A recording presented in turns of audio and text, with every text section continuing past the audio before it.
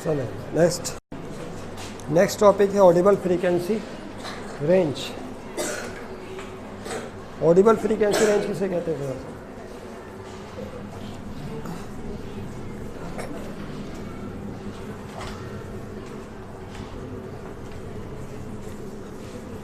जी देखिए, फ्रीक्वेंसी जो है वेव फ्रीक्वेंसी या साउंड की फ्रीक्वेंसी से आप वाकिफ़ हैं। फ्रीक्वेंसी और साउंड किसे कहते हैं? साउंड असल में टाइप्स ऑफ वेव से जाहिर सी बात है, sound is a type of wave. तो वेव की फ्रीक्वेंसी हमने पढ़ी थी, क्या थी? The number of wavelength passing through a point in 1 second. 1 second में जितने वेवलेंथ पास हो जाए उसे फ्रीक्वेंसी कहते हैं, हर्ट्ज से शो करते हैं। इस तरह जब आवाज़ मुर्तइश जिस्म से पैदा होती है तो वो जिस्म जब वाइब्रेट करता है तो 1 सेकेंड में जितनी दफ़ा वो वाइब्रेट करता है दैट इज़ कॉल्ड फ्रीक्वेंसी। वो क्या कहलाती है? फ्रीक्वेंसी कहलाती है। अब आपने गौर किया, सिंपल पेंडुलम की मिसाल पे गौर करें। याद है आपको सिंपल पेंडुलम? एक धागे के साथ एक बॉब को बांध के लटका देते हैं और जब उसको मीन पोजीशन से डिस्प्लेस करते हैं, डिस्प्लेस करके आप यहाँ ले आए छोड़ते हैं तो क्या होता है? वो जो वाइब्रेट करता है ना, इस तरह झूलता है, इस तरह से झूलने लगता है। वो ए से ओ से बी, इस तरह से हमने पॉइंट्स के नाम दिए थे। तो जब ये वाइब्रेट कर रहा होता है तो क्या आवाज़ सुनाई देती है? तवज्जो रहे, आवाज़ सुनाई। तो अभी तो हमने कहा था, यानी हम अपने ही बयान के ख़िलाफ़ हो गए। अभी हमने क्या बात कही थी कि आवाज़ या साउंड हमेशा वाइब्रेटिंग बॉडी से पैदा होती है। तो पेंडुलम तो वाइब्रेट कर रहा है, अब मैं पेन को इस तरह कर रहा हूँ, वाइब्रेट कर रहा हूँ, आवाज़ आ रही है? वाइब्रेशन तो हो रही है, तो आवाज़ तो सुनाई नहीं दे रही। लेकिन अभी तो हमने बात की थी कि जब कोई बॉडी वाइब्रेट करती है तो साउंड पैदा होता है। तो आवाज़ क्यों नहीं सुनाई दे रही?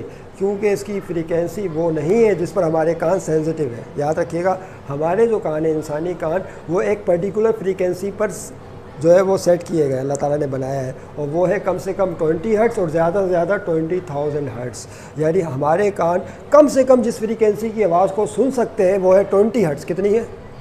20 हर्ट्ज़ से कम फ्रीक्वेंसी होगी तो आवाज़ सुनाई, और दूसरा मोर देन 20,000 हर्ट्ज़ अगर होगी आवाज़ तब भी हमारे कान उस आवाज़ को नहीं सुनेंगे।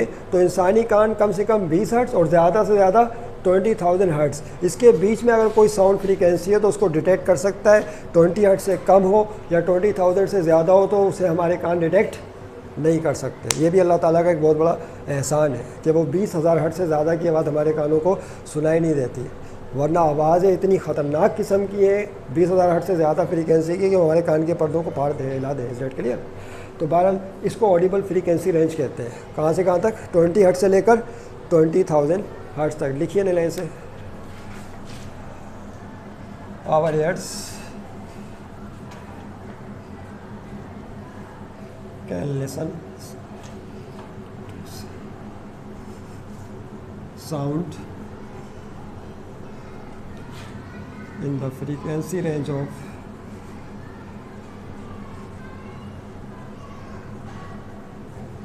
20 hertz to 20,000 hertz. This is called audible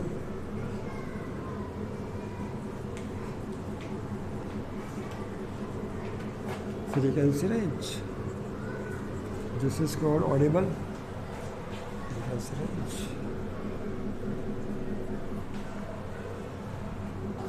twenty hertz to 20,000 hertz. 20 hertz का मतलब समझ गया ना? 1 सेकंड में कितनी दफ़ा वाइब्रेट हो? 20 दफ़ा। और 20,000 का मतलब है 1 सेकंड में 20,000 टाइम्स वाइब्रेट करे कोई बॉडी, तो उसकी फ्रीक्वेंसी 20,000 हर्ट्ज़ होगी। तो इतनी कम आवाज़, इससे कम को नहीं सुन सकता और उससे ज़्यादा को नहीं सुन सकता। मैं समझे बात है? इससे कम भी आवाज़ होती है, चींटियों की आवाज़ है। चींटियाँ भी बातें करती हैं, लेकिन हम क्या उनकी बातों को सुनते हैं? हम उनकी बातों को नहीं सुनते, क्योंकि उनकी फ्रीक्वेंसी रेंज 20 हर्ट्ज़ से कम होती है, हम नहीं सुन सकते उनकी बातों को। Is that clear? इस तरह बहुत सारी आवाज़ें ऐसी हैं 20,000 हर्ट्ज़ से ज़्यादा है। और याद रखिएगा, जो वो आवाज़ें जिनकी फ्रीक्वेंसी 20,000 हर्ट्ज़ से ज़्यादा हो उन्हें अल्ट्रासोनिक कहते हैं। क्या कहा जाता है उन्हें? अल्ट्रासोनिक। नोट करके लिख लें, ठीक है? The sound having frequency greater than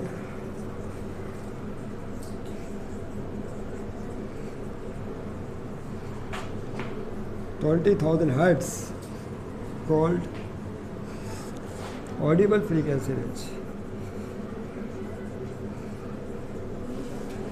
Audible frequency range, इसको audible frequency range कहते हैं।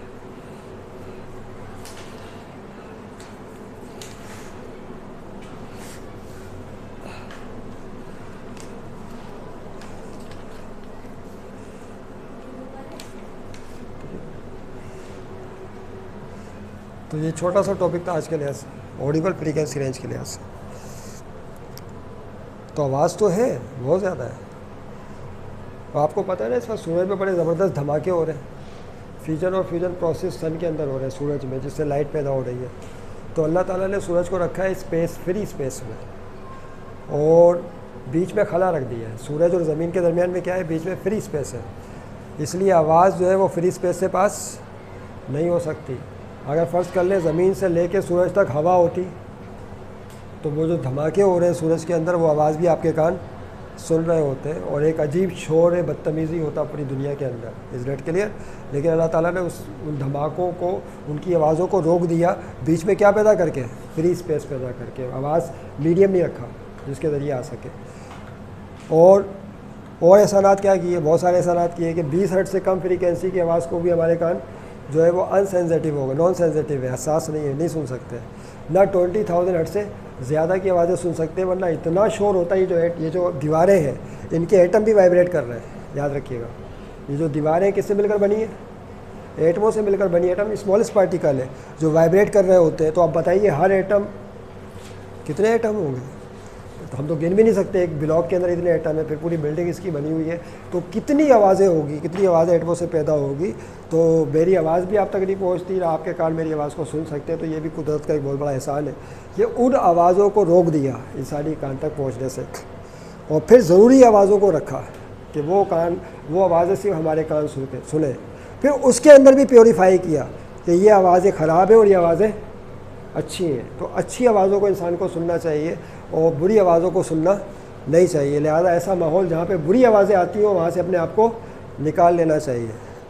बुरा मत कहो, क्या था वो जुमला बड़ा मशहूर गाने का, बुरा मत देखो, बुरा मत सुनो। हाँ, यानी तीनों चीज़ें बयान कर दी इसके अंदर। तो ये आज के लिए